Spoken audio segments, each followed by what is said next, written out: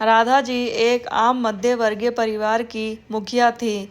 वे अपने बेटे शुभम और बहू मनीषा के साथ रहती थी। एक बेटी सीमा थी जो कि शादी के बाद अमेरिका में बस गई थी। राधा जी के पति की मृत्यु बहुत पहले ही हो चुकी थी।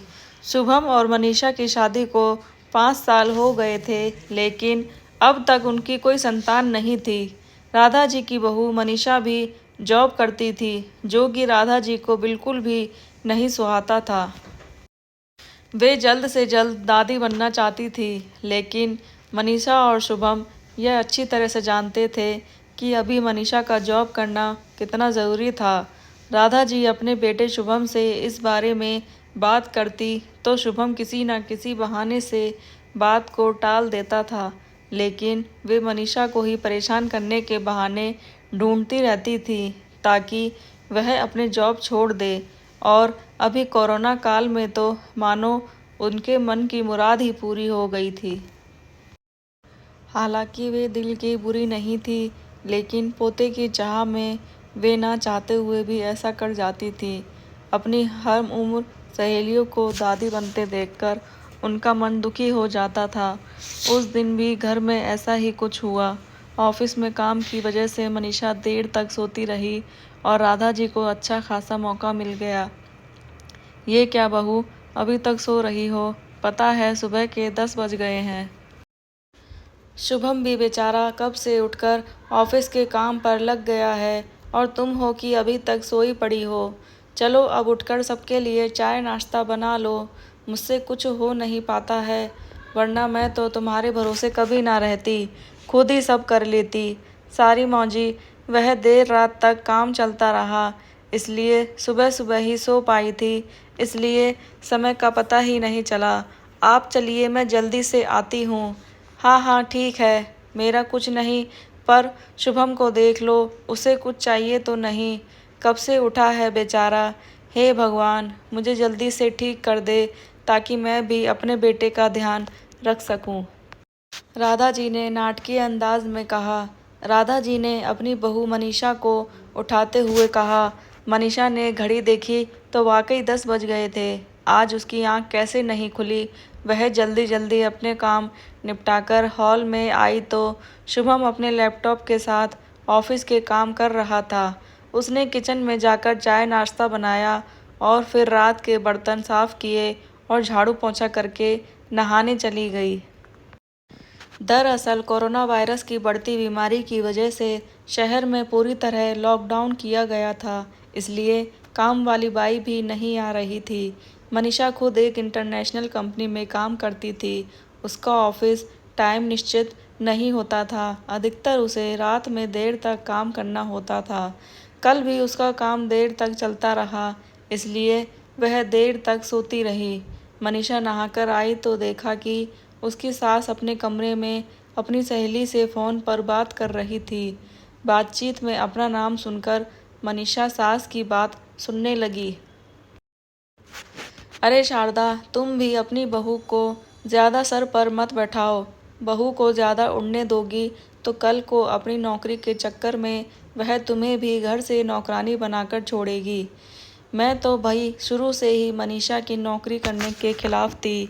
अब करे नौकरी शौक से, पर साथ साथ घर के काम भी करे। मैं तो बदन दर्द का बहाना बनाकर बैठ जाती हूँ, नहीं तो सारे काम का बोझ मेरे सिर पर आ गिरता। मैं कोई मुफ्त की नौकरानी थोड़े ही हूँ। मैं तो कहती हूँ तुम भी यही किया करो। सास की बात सुनकर मनीषा की आंखों में आंसू आ गए। वह जिस सास को बीमार समझकर उनकी रात दिन सेवा करती है, उन्हें एक गिलास तक उठाने नहीं देती है। सारा दिन घर का और रात को ऑफिस का काम करके थकान से चूर होकर भी उफ तक नहीं करती, उसका यह फल मिला है उसको। माना वे मेरी नौकरी के खिलाफ हैं, मगर यदि घर की किश्त नहीं होती, वह भी मेरी कभी नौकरी नहीं करती। शुभम का बोझ कम करने के लिए ही तो वह नौकरी कर रही थी। खैर, अभी के मुश्किल के समय में वह सास से किसी भी बात पर बहस नहीं करना चाहती थी जिससे घर का माहौल खराब हो, इसलिए वह उनकी बात को नज़रअंदाज करके वहाँ से चली गई। लेकिन उसकी नज़रों में राधा जी की इज्जत ज़रूर कम हो गई थी। दूसरे दिन सुबह सुबह राधा जी की बेटी सीमा का अमेरिका से फ़ोन आ गया। सीमा की सास उसके पास अमेरिका आई हुई थी। राधा जी ने जैसे ही सीमा की सास की बुराई करनी चाही, वैसे ही सीमा ने उन्हें डपट दिया। माँ, आप बिल्कुल भी माँ जी के बारे में अनाप शनाप नहीं बोलेंगी। पता है आपके चक्कर में आकर मैंने उनके साथ कितना बुरा व्यवहार किया था, लेकिन आज मुझे उनकी कीमत पता चल गई है। तुम तो उनके यहाँ पर आने के कितने खिलाफ थी, मगर आज अगर वे यहाँ नहीं होती न माँ, तो ना जाने क्या हाल होता। तुम्हें तो पता ही नहीं है कि मेरी नौकरी करना कितना ज़रूरी है। कोरोना ने यहाँ भी ऐसा कहर ढाया है कि घर से ही सब काम करना पड़ रहा है। किट्टू का बेबी केयर सेंटर भी बंद है। मैं और राजेश फुल टाइम बिजी रहते हैं। ऐसे में माँ जी ने अकेले ही किट्टू के साथ साथ पूरे घर का सारा काम संभाला हुआ है। मुझे कुछ भी करने ही नहीं देती हैं। अगर वे नहीं होती तो माँ हमारा क्या होता, यह सोचकर ही रोंगटे खड़े हो जाते हैं।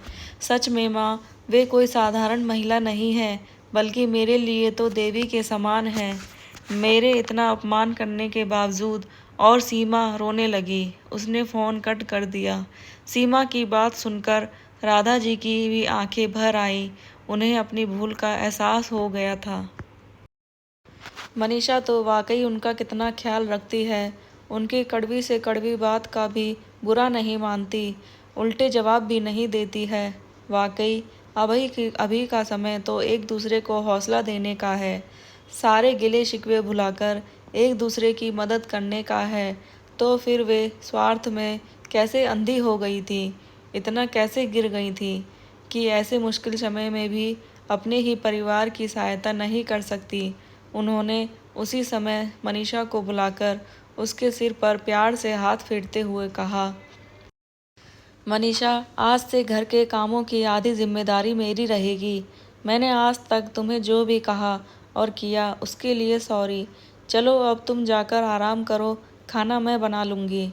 इधर सास का बदला हुआ रूप देखकर मनीषा की भी आंखों में आंसू आ गए और अपनी सास के प्रति उसके मन में फिर से वही वाला सम्मान वापस आ गया।